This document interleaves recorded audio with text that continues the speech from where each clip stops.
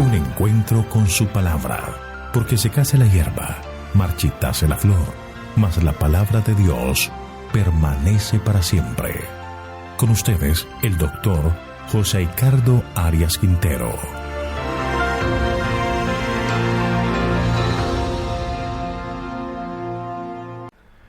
Vamos a estudiar Job capítulo 22. Acusaciones de Elifaz. Te invito a orar.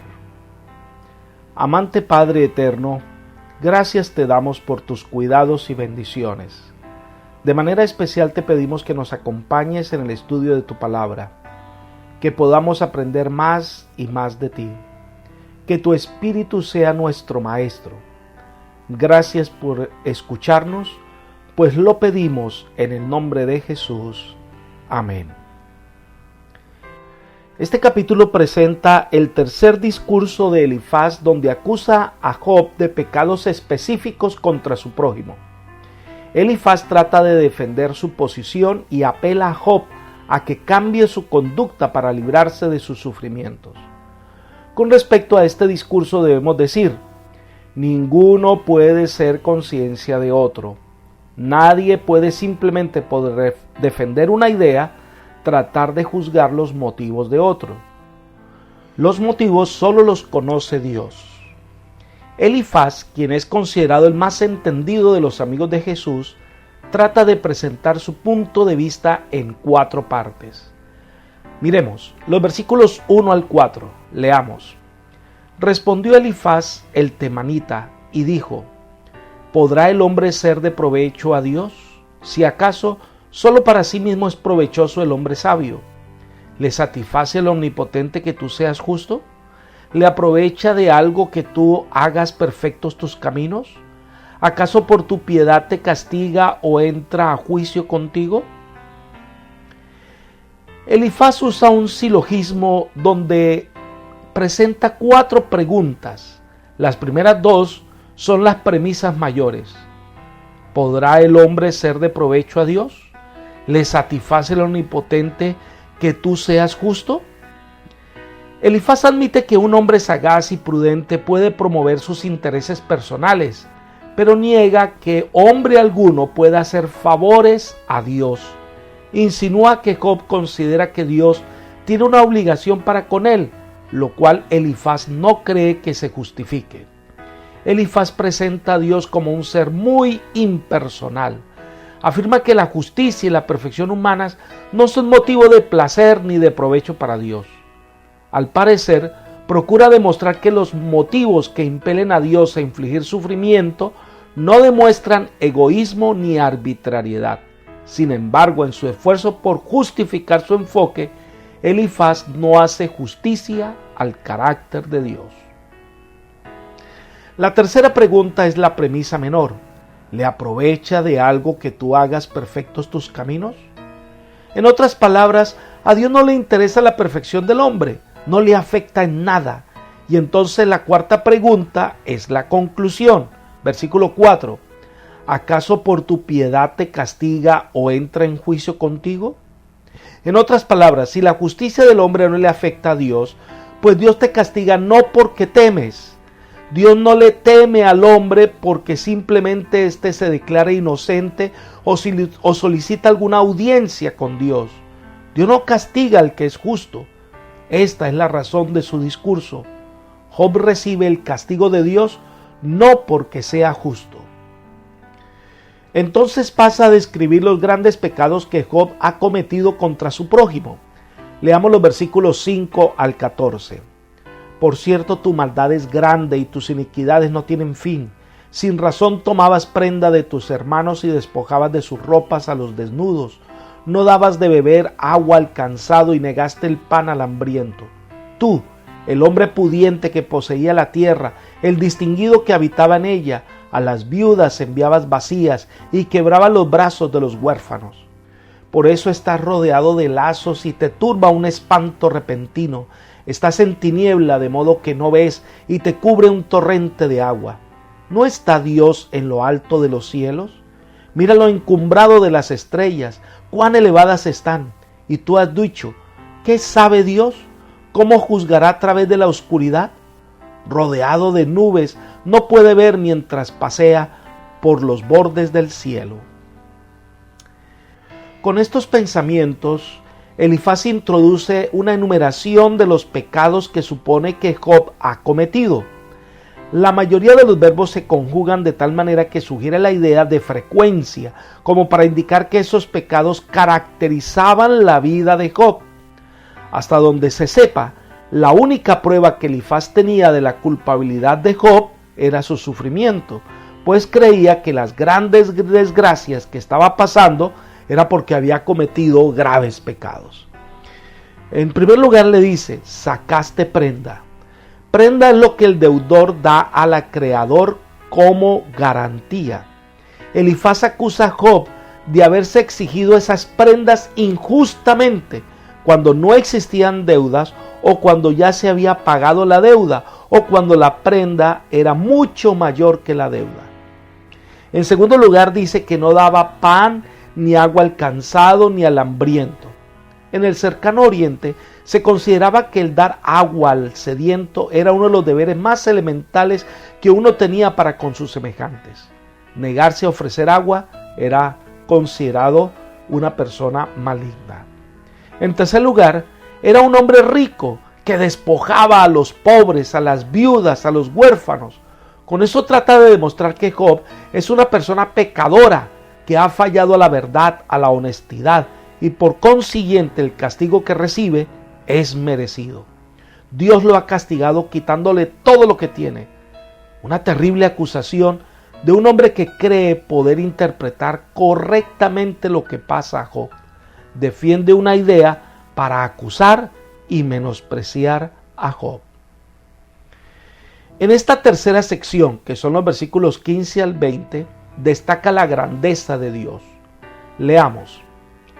¿Quieres tú acaso seguir la senda antigua, la que siguieron los hombres perversos que fueron cortados antes de tiempo, cuyos cimientos se derramaron como un río? Ellos decían a Dios, apártate de nosotros. ¿Y qué les había hecho el Omnipotente? Había colmado de bienes sus casas. Lejos de mí sea el consejo de ellos. Lo verán los justos y se gozarán, y el inocente se burlará de ellos. Nuestros adversarios fueron destruidos y el fuego consumido lo que de ellos había quedado. Elifaz quiere que Job identifique el camino viejo que los impíos han recorrido y va cuál fue el fin de su camino. Algunos suponen que hace referencia a los antediluvianos, que se jactaban contra Dios hasta que fueron castigados. Que aunque es cierto que Dios es omnipotente y todopoderoso, sin embargo, en su defensa de Dios, Elifaz tergiversa el carácter de Dios. Entonces, al parecer, describe el castigo de hombres que trataron de vivir alejados de Dios, que desafiaron la autoridad divina. Elifaz le recuerda a Job que Dios es grande, que nadie puede enseñarle, que nadie es superior al conocimiento divino y que por mucho que un hombre sabio se esfuerce, en nada puede contribuir para acrecentar la sabiduría divina. En este aspecto está exponiendo una verdad. Dios es grande, su sabiduría excede todo. Es tan grande que no lo podemos imaginar. El asunto es que usa esa verdad para humillar a Job y tratar de hacer que Job sienta que el mal que ha sufrido, lo ha sufrido por su culpa y que es una persona inferior a todos los otros hombres, además de convencerle que Job no era un hombre sabio. Saben, amigos, no podemos usar una verdad para condenar, debemos usarla para salvar, para dar ánimo e invitar a las personas a confiar en Dios. La última parte de esta alocución de Elifaz es la apelación que hace a Job. Versículos 21 al 30. Vuelve ahora en amistad con Dios y tendrás paz, y la prosperidad vendrá a ti. Toma ahora la ley de su boca y pon sus palabras en tu corazón. Si te vuelves al Omnipotente, serás edificado y alejarás de tu morada la aflicción. Tendrás más oro que tierra, como piedras de arroyo, oro de Ofir. El Todopoderoso será tu oro y tendrás plata en abundancia.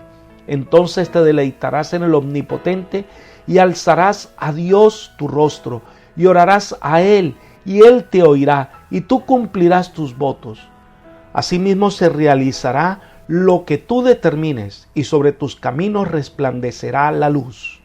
Cuando ellos estén abatidos dirás tú, sean enaltecidos.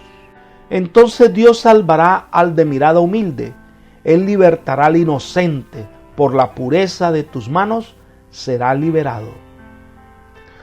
La exhortación de Elifaz a Job para que modifique su conducta, pues da por sentado que él es un pecador totalmente apartado de Dios. La exhortación en sí es hermosa, aunque está mal aplicada. Elifaz hace una apelación a Job al arrepentimiento, a reconciliarse con Dios reconociendo su falta. Es hora de volver a amistarse con Dios. Aunque esta sea una noble apelación que contiene una verdad, sin embargo lo que implica es que Job se ha alejado de Dios, se ha apartado de Dios. Por eso le pasó lo que le pasó. Apela a que vuelva a guardar la ley de Dios y entonces volverá a ser prosperado y el Señor le dará riquezas. Si eso se hace, le dice, entonces te deleitarás en el Omnipotente. Tal comunión con Dios no motivará quejas contra el Señor, sino que antes será motivo de felicidad y de confianza. Y agregas, orarás a Él y Él te oirá. Job cree y lo ha afirmado que hay un extraño abismo entre él y Dios, quien antes lo había escuchado, pero que ahora parece que está lejos. Ahora Elifaz promete que la vieja intimidad que tenía con Dios se restablecerá si tan solo se arrepiente. Y completa diciendo que los resultados de ese reencuentro con Dios es, asimismo, se realizará todo lo que tú determines. De esta manera sostiene su premisa básica: Dios hace prosperar a los justos. Apreciado amigo y hermano, terrible la situación de Job en la que no encuentra paz ni sosiego. Se encuentra en una situación difícil y lo único que recibe son acusaciones. Esto puede pasarnos a nosotros. A veces las pruebas llegan a nosotros inesperadamente, trayendo dolor, y en vez de encontrar en nuestros hermanos comprensión, amor, palabras de ánimo y solidaridad, solo encuentra críticas, juicios, menosprecio y frialdad. Para algunos es motivo suficiente para desanimarse y alejarse de Dios. Y entonces comienza a alejarse de Dios y de su iglesia. Y pregunto, ¿solo seremos fieles cuando las cosas salen bien y todo el mundo nos saluda? ¿Solo seremos fieles a Dios si los negocios prosperan? ¿Solo somos fieles a Dios si hay salud? Nuestra fe debe estar por encima de las circunstancias que nos rodean. Nuestra relación con el Señor debiera crecer tanto que no importa si el sol sale brillante o si es un día oscuro, nuestra amistad con el Señor está intacta. Nuestra fe se fortalece día tras día. Te invito a colocar todos tus anhelos, planes, problemas o angustias en las manos del Señor. Espera en Él y Él hará. Que el Señor hoy guíe tu vida por sendas de paz, es mi oración por ti. Amén.